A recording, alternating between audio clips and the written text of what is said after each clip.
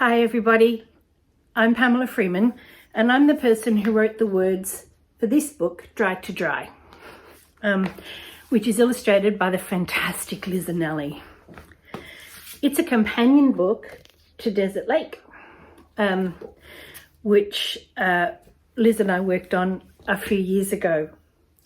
We're very excited, obviously, that Dry to Dry has won the Eve Pownell Award for Book Week. I thought you might like to see what you get. It's a very lovely medal, has your name on the back, and you get 2 certificates. You get 1 certificate for being shortlisted and 1 certificate for winning, which is really nice. So I'm just going to read Dry to Dry, part of Dry to you, because this series of books, Adventure Storybook, that Walker Books put out, it has 2 kinds of text types. At the top of the book, top of the page, it has a kind of story, lyrical text, and down the bottom of the page, it has a sans serif font that has the scientific information about the place. So I'm just going to read the story part.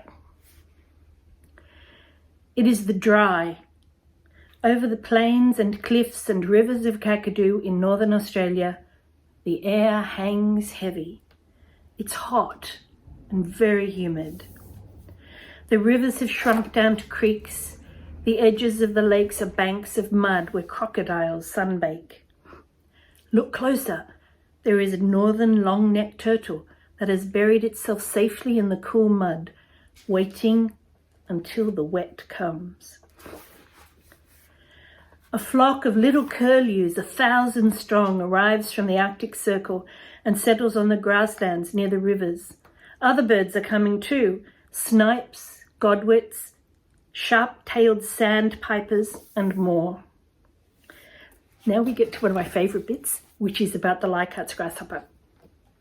In the Pitriodia bushes, the rare Leichhardt's grasshoppers hatch and begin to chomp on the bitter leaves. They will go through 7 stages before they reach full growth, molting their skin at each stage. And here I will show you. That's the Pitriodia bush. And they never leave that bush their whole time of their lives. High in the sky over the yellow water wetlands, the red-tailed black cockatoos flock noisily to their nighttime home, a grove of eucalypts, before afternoon storm clouds gather. Lightning and thunder. The first kiss of rain on blazingly dry grasslands. 2 magpie larks sing a duet together while building their round nest of mud and grass. The red lily sends up sweet-smelling flowers from the billabongs and wetlands. The long-legged jabiru stalks the wetlands, seeking out eels and frogs it can take back to its babies in the huge old nest high up in a banyan tree. Here is the jabiru.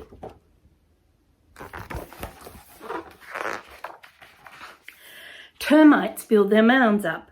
Some are 3 times as high as a grown man. Other animals live in and on the mounds. Look, a gecko has found shelter from the hot summer sun. Look, there is the gecko. Crack, hiss, the monsoon begins, pelting down warm summer rain for hours. Wetlands spread across the low-lying ground. This is the wet.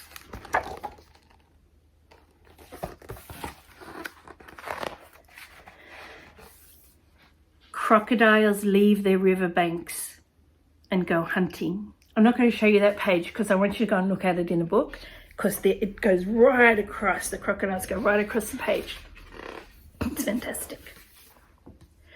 The speargrass shoots up, delighting in the constant rain and heat. Within it, birds, snakes, frogs, and lizards nest and scurry. Creeks and rivers swell and break their banks. Out across the plains, silver sheets of water spread, joining creek to creek until half of Kakadu becomes a wetland. The plateau's towering cliffs become thunderous waterfalls. Below them, at night, the chorus of frogs is deafening.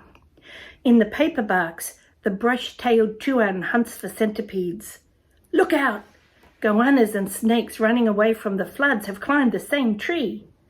Below, a water python catches a dusky rat while a king brown snake slithers into the bushes. And here you can see how all the animals have sought shelter in the tree from the flood. The rain has stopped. The wet is over.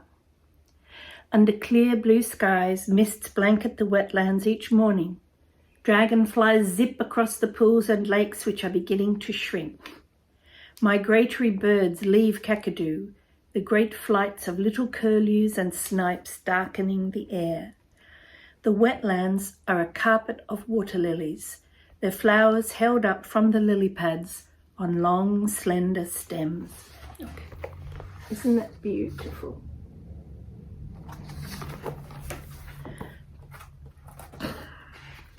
Liz is really very clever. Now the wind storms come, surging and gusting. Knock 'em down storms flatten the tall spear grass to the ground, where it is eaten by wallabies or swiftly taken for nests by birds and termites. Green tree ants build a new nest by sticking leaves together. Inside it, they will farm other animals, insects, to collect their honeydew. There's the nest.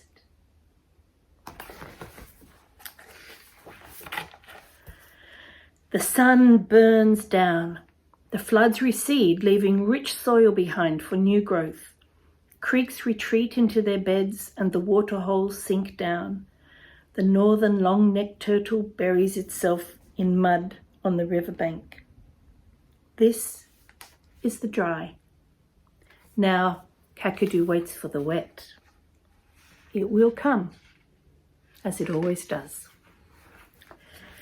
There's a lot more in the book about Kakadu, and you can see the places that the book talks about in the map at the back, and also where Kakadu is, right up the top there. I hope you like it. If you do like Dry to Dry, check out the book about Kadithander Lake Air, which is called Desert Lake. Bye.